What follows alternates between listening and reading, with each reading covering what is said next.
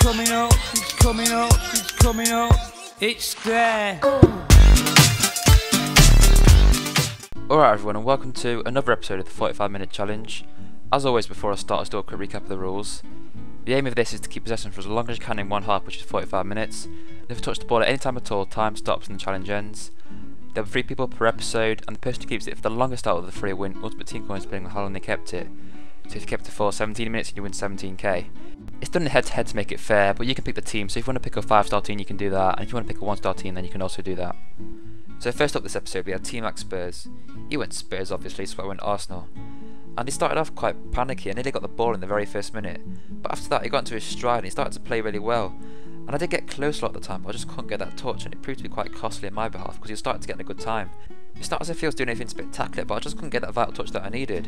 And I felt, he might get a really good time here because I wasn't getting close enough to get the ball.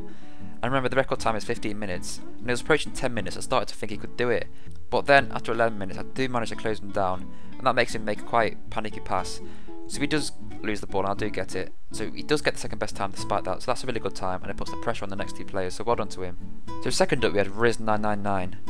He needed to be over 11 minutes to win this episode prize, so he had it all to do. But he responded really well, to be honest, and for the first time in this series, he actually went far forward with his striker. And that was an interesting decision. I thought at one point he was actually going to try and score, but he went back. But it was a great idea because it wasted some minutes, and it threw me off the line completely because I wasn't expecting someone to go that far forward. But it worked, and he went, after about 6 minutes, he did the same thing again. He went forward and then went back, and it meant that he was throwing me all around the pitch, and it meant I couldn't get a grasp on where he was playing and what he was doing. So that his unpredictability made it hard for me, and I thought I was going to beat Team Max Spurs at the time and going to beat the best time.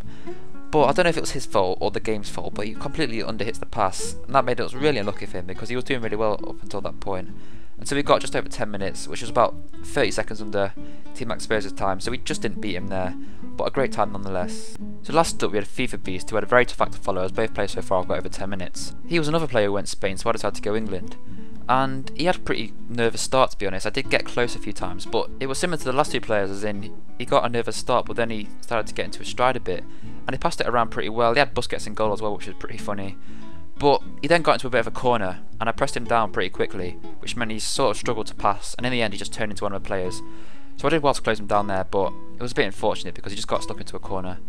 So he ended up with just under 5 minutes, which wasn't a bad time at all, but it didn't obviously win in this episode's prize. So the 8th episode was a pretty high scoring one. Team Max Spurs takes 2nd place for 11 minutes 25, which was a great time.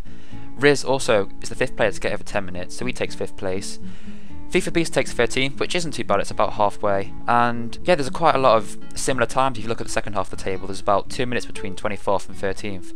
So it's very tight down there, and then there's more of a variety of times at the top half of the leaderboard. There's 10 minutes separating 1st and 12th. So it's quite a big gap, to be honest. But Classics has done really well there because he's 4 minutes ahead of 2nd place and he's quite a distance in front of most people. But now it's all about who can beat him and get that top time. But there's still 15 minutes out of 45. It's not even halfway, so there's plenty of times that can be bigger than that. It's just about getting me on a bad day and then also getting lucky and also playing well yourself. It's not all down to me, it's all down to how you play as well.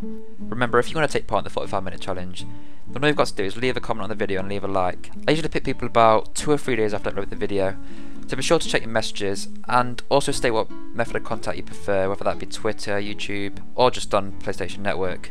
And also let me know, are you getting a bit bored of the series? Do you want me to stop? Do you want me to carry on? Because I know after about 8 episodes it can be quite repetitive.